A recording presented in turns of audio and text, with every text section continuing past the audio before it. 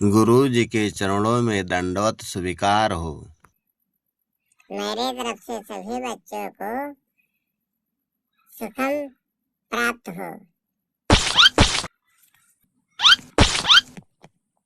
सभी बच्चों को शांति और सुख प्राप्त हो, ये मैं आशीर्वाद देता हूँ। जी, हम सबको कोई अच्छी कहानी पढ़ा दीजिए ताकि हम लोग उसका अपने जीवन में आनंद लें और उसकी ओर अग्रसित रहें, आगे पढ़ें और बढ़ें। और हम सब स्कूल के सभी छात्र क्लासरूम में आपके नमन करते रहें और अपने जीवन में आपकी शैली को हमेशा प्रभावीकरण रहे।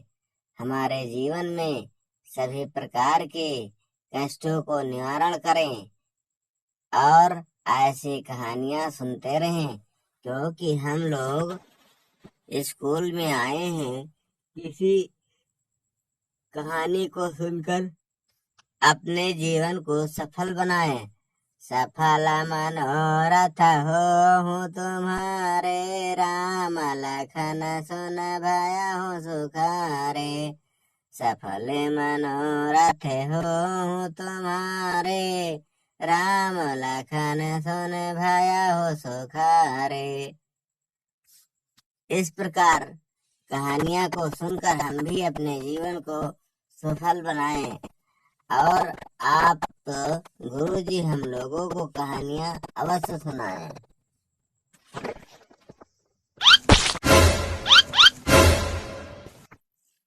ठीक है बेटा, अगर तुम लोग कह रहे हो तो मैं कहानी अपने आए हुए सभी छात्रों को अवश्य सुनाऊंगा और सभी छात्र सुन करके उसका आनंद ले, अनुकरण करें और अपने जीवन में प्रयोग करें। प्रयोग करके अच्छाई की ओर बढ़े और जो उसमें नकारात्मक शब्द हो उसको छोड़े, सकारात्मक शब्द को प्रयोग करें। तो कहानी होती है उसमें जुड़े दो प्रकार की बात होती है, एक सकारात्मक होती है और एक नकारात्मक होती है।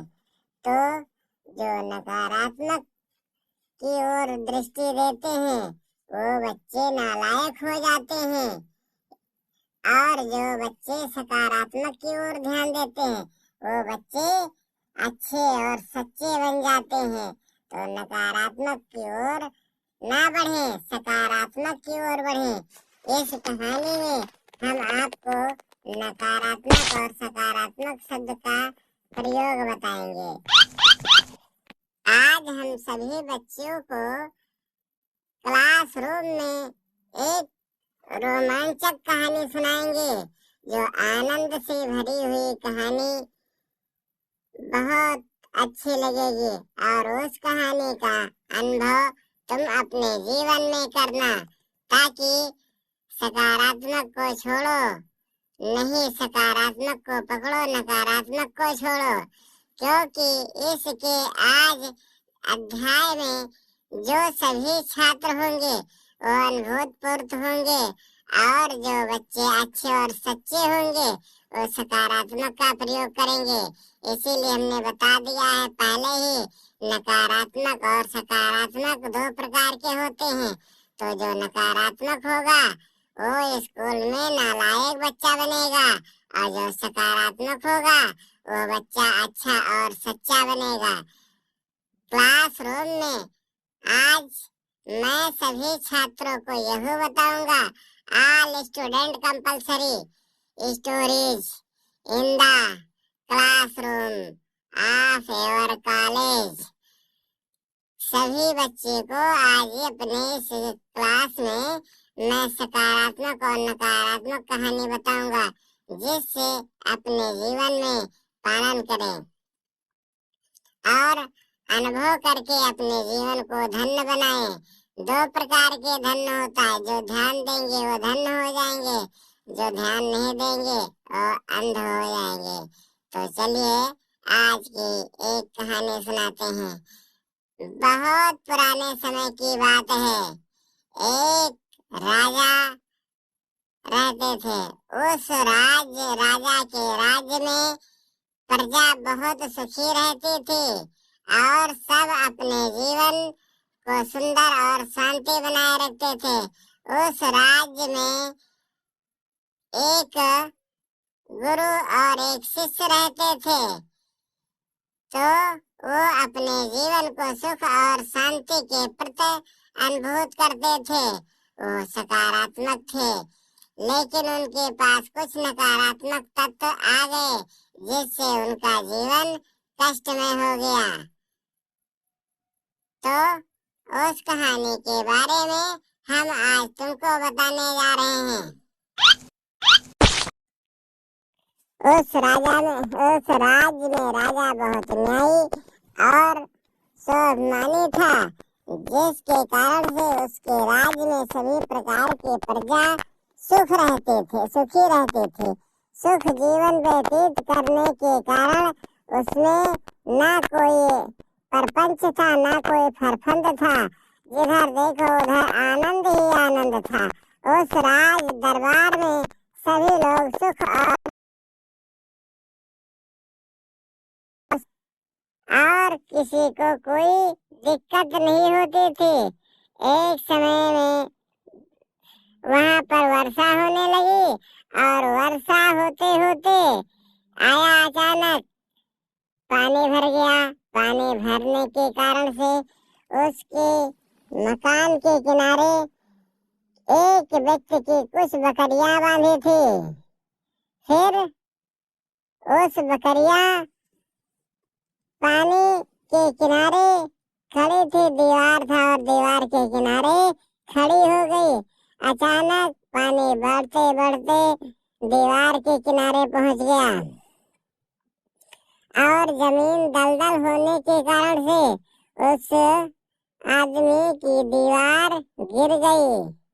दीवार गिरने के बाद में उसमें कुछ बकरियां दब गई और कुछ बकरियां शेष बच गई। दब करके कुछ बकरी की मृत्यु हो गई और मृत्यु होने के बाद में उस व्यक्ति ने उसकी शिकायत जाकर के राजा के पास किया। राजा के पास गया और कहा, हे राजन, हम आपकी प्रजा हैं, आप बताएं, आपके राज्य में अन्याय बहुत हो रहा है और इस अन्याय को सहा नहीं जा रहा है। आप बताएं कि हम क्या करें, कैसे रहें, कैसे जीवित रहें। राजा ने तुरंत उत्तर दिया, बताओ क्या बात है। राजा ने कहा, क्या बात है। उसने बताया कि महाराज जी, आपके राज्य में इनकी दीवार से कुछ बकरी दबकर मेरी मृत्यु हो गई। अब हम बताएं क्या करें।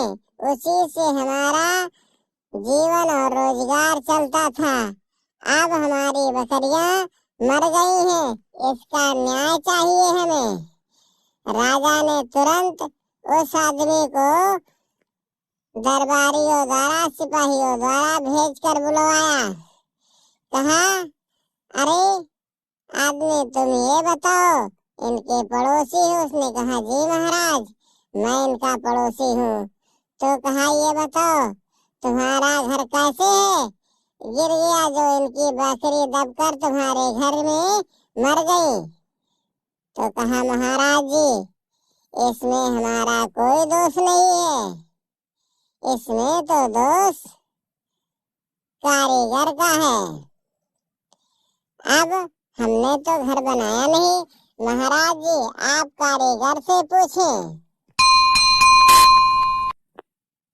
तुरंत राजा ने कहा, सिपाहियों को भेजा और कहा, जाओ कारीगर को बुला के लाओ।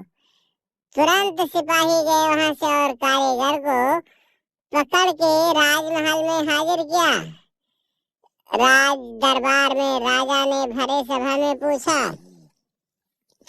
कारीगर तुम ये बताओ, तुमने कैसे घर बनाई जो तुम्हारे घर बनाने के बाद में घर गिर गया और इनकी बकरी दबकर मर गई।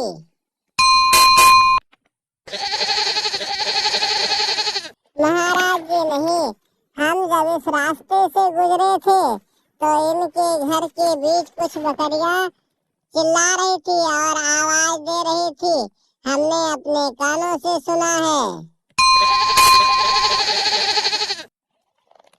राजा ने कहा, नहीं भाई, कुछ ही बकरियां शेष बची हैं और बकरियां मर गई, इसलिए तुम्हें अब फांसी होनी चाहिए और फांसी होगी, इससे तुम्हें कोई नहीं बचा पाएगा। उस कारीगर ने विनम्र निवेदन दुखों के साथ उत्तर दिया, महाराज जी, इसमें हमारी कोई गलती नहीं है, इसमें गारा बनाने वाले की गलती है। तुरंत राजा ने कुछ सिपाहियों को भेजा, कहा जाओ गारा बनाने वाले को लेके आओ। दरबारी तुरंत राज सिपाही गए और उस के घर जो गारा बनाया था वहां से तुरंत उसको पकड़ के लाए और राज दरबार में हाजिर किया। उस गारा बनाने वाले ने कहा, महाराज जी, हमारा क्या दोष है, हमको यहाँ पर क्यों बुलाया गया? राजा ने तुरंत जवाब दिया, हम तुमको इसलिए बुलाए हैं कि इनके घर कारीगर ने बनाया और कारीगर घर के नीचे बकरी दबकर मर गई। तुम बताओ किस प्रकार का गारा बना दिया जिससे घर गिर गया और घर के नीचे बकरी दबकर मर गई, इसीलिए तुमको फांसी होनी चाहिए और फांसी मिलेगी, इससे तुम्हें कोई बचा नहीं सकता है। उस गारा बनाने वाले व्यक्ति ने तुरंत बताया, महाराज जी, इसमें हमारा कोई दोष नहीं है, हमने तो केवल गारा ही बनाया है, इसमें पानी डालने वाले की गलती है, क्योंकि उसने गारा में पानी ज्यादा कर दिया, इसीलिए गारा पतला हो गया और इसके कुछ समय के बाद में घर गिर गया और इसमें हमारी कोई गलती नहीं है। राजा ने कहा, तब बताओ फिर किसकी गलती है? राजा ने तुरंत गारा वाले ने तुरंत बताया कि महाराज जी, आप उसको बुलाएं। राजा ने तुरंत सिपाही भेज करके कहा, जाओ तुम पानी डालने वाले को लेके आओ। तुरंत राज सिपाही राज दरबार से निकले और जा करके पानी डालने वाले को पकड़ के लाए।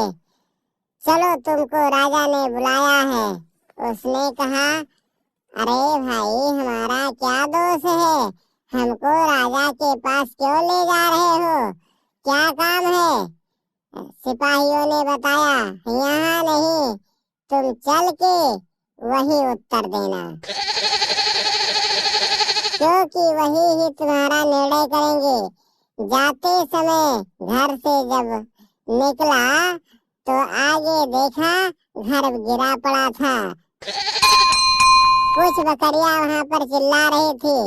जब वो राजा के पास ले गए तो कहा,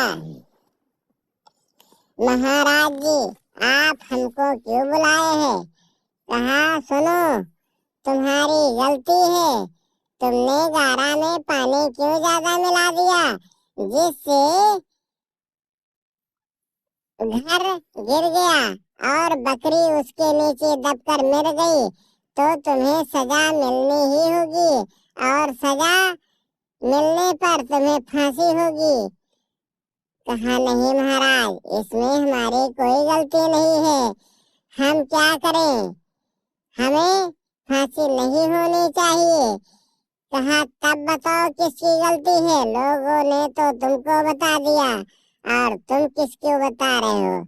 कहा महाराज जी, मिट्टी बलुई थी और बलुई होने के कारण से गारा पतला हो गया, पानी डालने की दोष में नहीं, जिसके कारण से चिकनी मिट्टी इधर उधर बह गई और दीवार खराब हो गई।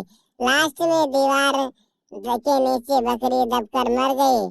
कहा ठीक है, जाओ तुम उस खेत वाले को लेके आओ जिसके खेत में चिकनी मिट्टी थी, और वैसे मिट्टी क्यों बेची जिसके कारण से घर गिर गया और घर के नीचे बकरी दबकर मर गई।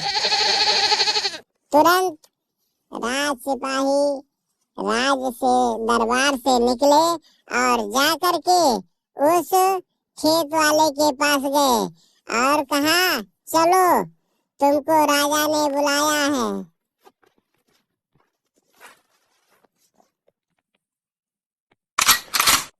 राज सिपाही उसको पकड़कर राज दरबार में ले जा रहे थे। उसी बीच में देखा कि घर गिरा हुआ था।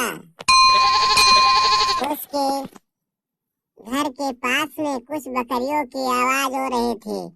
उसने कहा अरे भगवान, आप मुझे कहाँ ले चल रहे हैं? क्या हमें फांसी हो जाएगी? सिपाहियों ने कहा क्यों नहीं, जब तुमने गलती की है तो फांसी तुम्हें होगी ही। ले जा करके राजा के राज दरबार में उसे उपस्थित किया और कहा महाराज जी, ये वही है जो मिट्टी चिकनी बेच करके पैसा कमाया है और उस पैसे से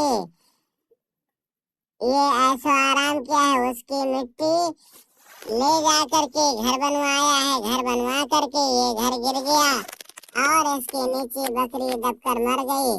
तो राजा ने पूछा ये बताओ, तुमने गड़बड़ मिट्टी क्यों इनके हाथ भेज दी जिससे गारा बनाया गया और गारा में पानी ज्यादा हो गया? पानी ज्यादा होने के कारण दीवार सही नहीं बना, कारीगर ने दीवार गड़बड़ हो गई जिसके कारण से दीवार के नीचे बकरी दबकर मर गई और इसके बदले में तुम्हें सजा मिलेगी ही और सजा के कारण फांसी होगी और इस फांसी से सजा होगी तुमको। जब फांसी हो जाएगी तभी तुम्हारे समझ में आएगा। उसने कहा नहीं महाराज, हमारा इसमें दोष नहीं है, मिट्टी गड़बड़ है तो क्या करें हम? उसने कहा नहीं, अगर मिट्टी गड़बड़ है तो तुम्हारी ही खेत की ही मिट्टी है तो तुम्हें फांसी मिलनी ही चाहिए। राजा ने कहा तो उसके बात को मान लिया। कहा चलिए ठीक है। सिपाही ने कहा महाराज जी, इनको फांसी दिया जाए। उसको पकड़ करके फांसी देने के लिए जैसे आगे बढ़े और ले गए, उसको फांसी देने में उसके गला में फांसी का फंदा डाला गया और वो व्यक्ति को फांसी नहीं हुई, फांसी से नहीं मरा। लोग ने कहा महाराज जी, अब क्या किया जाए? फांसी का फंदा बड़ा है और इसका गला उसमें नहीं मरा। राजा ने कहा ठीक है, जाओ तुम किसी मोटे या तगड़े आदमी को लेके आओ, क्योंकि बकरी के बदले में फांसी होनी चाहिए, तभी तो इसका न्याय होगा हमारे राज्य में, अन्यथा अन्याय होगा। सिपाहियों ने उस राज में ढूंढने लगे कि कोई मोटा तगड़ा आदमी हो तो उसको फांसी दिया जाए। ऐसी बात को ढूंढते ढूंढते लोगों ने उस राज्य में कोई नहीं मिला। इतना बड़ा फांसी का फंदा था कि उसके साइज का किसी का गला नहीं था और सिपाहियों ने बहुत परेशान हो गए। आकर राजा से बताया कि महाराज जी, ऐसा कोई नहीं मिला जो इस फंदे में उसका गला बराबर बैठ जाए। राजा ने कहा अब तो फांसी होनी ही चाहिए, तुम्हें ही फांसी दिया जाएगा। उसमें एक सिपाही को लटकाया गया, उसका भी गला छोटा था, फंदा बड़ा था, उसको भी फांसी नहीं हुई। राजा ने सोचा अब क्या किया जाए। फिर उन्होंने कहा इस फांसी के फंदे के योग्य किसी को ढूंढ के लाओ। सभी सिपाही दोबारा उससे चल पड़े और ढूंढते ढूंढते उसी गांव में, उसी राज्य में, उसी गांव के पास एक गुरु और एक शिष्य राज्य में रहते थे और वो भी अच्छी जीवन जीते थे। उन्होंने कहा अब क्या किया जाए। गुरुजी को लोगों ने पकड़ा, कहा चलो तुम्हें आज फांसी होगी। गुरुजी ने कहा अरे भाई तुम हमें फांसी क्यों दोगे। कहा नहीं महाराज जी, फांसी का फंदा बड़ा है और इसके साइज किसी का गला नहीं बैठ रहा है और आप तगड़े और मोटे हैं, इसलिए फांसी आपको मिलेगी और मिलनी चाहिए, क्योंकि इस राज्य का नियम है अगर फांसी सुना दिया गया तो फांसी किसी को भी हो, लेकिन होनी ही चाहिए और होगी भी। तो किसी का गला आपके साइज का नहीं बैठ रहा है, इसलिए आपको फांसी जरूर होगी। तो लेकर जब रास्ते में चल दिए तो कहा नहीं भाई, मेरे गुरुजी को कहाँ लिए जा रहे हो। सिपाहियों ने कहा तुम चुप रहो। कहा नहीं, हम जरूर कुछ करेंगे। कहा नहीं भाई मत करना। दोनों राज दरबार में गुरु और शिष्य उपस्थित हुए। उनके कान में, गुरुजी के कान में शिष्य ने कुछ कहा और शिष्य के कान में गुरुजी ने कहा और कहा ठीक है चलो भाई हम लोगों को ले चलो। जब राज दरबार में गुरु और शिष्य इकट्ठा हुए तो दोनों में वार्तालाप होने लगे। कहा क्या बात है भाई। राजा गुरु कहते थे फांसी हमको होनी चाहिए। शिष्य ने कहा नहीं गुरुजी, फांसी हमको होनी चाहिए। एक बात को लेकर के दोनों में अनेक प्रकार की कहानियां होती गई। कहा नहीं महाराज, आज का फांसी हमें होगी, ऐसा नहीं कि हमारे होते हुए फांसी आपको। गुरु ने कहा नहीं शिष्य, तुमको नहीं, फांसी हमको होनी चाहिए, हमारे रहते हुए भला शिष्य को फांसी हो। दोनों आपस में इस बात को लेकर के लड़ते रहे। कहा नहीं हमें महाराज जी फांसी होनी चाहिए। शिष्य ने कहा नहीं महाराज जी, फांसी गुरु जी को नहीं, फांसी हमको होना चाहिए। कहा भाई तुम दोनों आखिर लड़ क्यों रहे हो, तुम्हें फांसी क्यों होनी चाहिए, तुम कह रहे हो हमें फांसी। लोग फांसी से डरते हैं और तुम दोनों लड़ते हो कि फांसी हमें होनी चाहिए।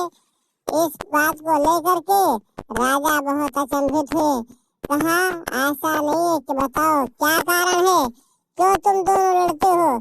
कहा महाराज जी आप इस झमेले में मत पड़े, हम दोनों में से किसी एक को फांसी दे दीजिए। तो शिष्य कहता था नहीं हमें दो और गुरु कहता था नहीं हमें दो। फिर राजा के समझ में नहीं आया और पूछा ये बताओ तुम दोनों क्यों लड़ते हो।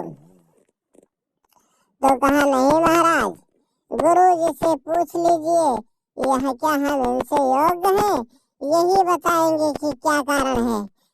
कहा बताओ गुरुजी, क्यों तुम फांसी के लिए बहुत परेशान हो। राजा को कहा नहीं महाराज जी, इसकी जो है तुम इसके भेद को नहीं जान पाओगे, इसलिए हम दोनों आपस में फांसी किसको पहले होगी हम दोनों स्वयं निर्णय करेंगे। राजा ने कहा नहीं, आज तुम लोगों को बताना ही होगा, क्योंकि तुम गुरु नहीं इस राज्य के गुरु हो। शिष्य ने कहा नहीं महाराज जी नहीं बताना है, हम दोनों में से किसी एक को फांसी हो जाए, नहीं तो ऐसा नहीं कोई मौका देख के चौका लगा ले जाए। अगर चौका लग गया तो कहानी बेकार हो जाएगी। गुरु ने कहा नहीं भाई, आज जो हम कह रहे होगा वही, फांसी हमें ही होगी। शिष्य ने कहा, नहीं, फांसी हमें होगी। दोनों आपस में लड़ते रहे। राजा ने कहा, तुम दोनों चुप हो जाओ और सुनो मेरी बात को। अब इस कहानी को जब तक नहीं बताओगे तब तक फांसी नहीं होगा। राजा ने कहा, गुरुजी तुम बताओ क्या कारण है, तुम क्यों मरना चाहते हो? चेले को मरने दो। चेला ने कहा, नहीं महाराज जी, गुरुजी नहीं मरेंगे, हम मरेंगे, क्योंकि इन्हें फांसी नहीं होगी, फांसी हमें होगी। फांसी का फंदा हम अपने गले में चूम कर लटकाएंगे। कहा, भाई क्या कारण है? कहा, गुरुजी इसका निवारण बताओ, तभी तुम दोनों को मिलेगा, एक को फांसी, नहीं तो नहीं मिलेगा। कहा, हे राजन, अगर तुम जिद पर अड़े हो तो सुनो हमारी बात। आज के शुभ घड़ी में जिसको फांसी होगा उसको सीधा स्वर्ग होगा। और शिष्य चाहता है कि मैं स्वर्ग जाऊं और मैं चाहता हूं कि मैं स्वर्ग जाऊं। तो आप बताओ, इसमें तुम किसका निर्णय करोगे? राजा ने तुरंत उत्तर दिया, नहीं, रुको तुम लोग, शांत हो जाओ। फांसी तुम्हें नहीं होगी, क्योंकि शुभ घड़ी स्वर्ग जाने का है, तो इसलिए फांसी के फंदे पर हम चढ़ेंगे और फांसी हमें होनी चाहिए, क्योंकि हम अगर मरेंगे तो सीधा स्वर्ग जाएंगे। इसीलिए सिपाहियों से कहा, अरे सिपाहियों, देर मत करो, अब फांसी हमें दो। और राजा के गले में फांसी का फंदा लटका दिया गया और राजा तुरंत मर गए। दोनों अपने एक दूसरे को अपनी बुद्धि से बच गए, जिसके कारण से सभी दर्शकों से निवेदन है कि आप लोगों को हमारी वीडियो सभी दर्शकों से निवेदन है कि आप लोग हमारे वीडियो को लाइक करें, सब्सक्राइब करें, शेयर करें और देखते रहे, क्योंकि अकल बड़ा या राजा और उस राज दरबार में गुरु और शिष्यों ने अकल के माध्यम से दोनों बच गए और फांसी राजा को हो गई, जिसके कारण से हम लोग को बुद्धि और विवेक से कार्य लेना चाहिए, क्योंकि बुद्धि लेने से काम बनता है और बिना सोचने समझने से कार्य करने पर बिगड़ता है। जल्दी में निर्णय मत लें, सोच समझकर किसी बात पर भी निर्णय करें। और आप लोग हमारे वीडियो को देखते रहें, हम अगले दिन आपके लिए नई वीडियो लेकर आएंगे। सभी दर्शकों से निवेदन है कि आप लोग हमारे वीडियो को देखें और कमेंट में बताएं कि आपको वीडियो कैसा लगा, और तब हम आप लोगों के लिए एक नई वीडियो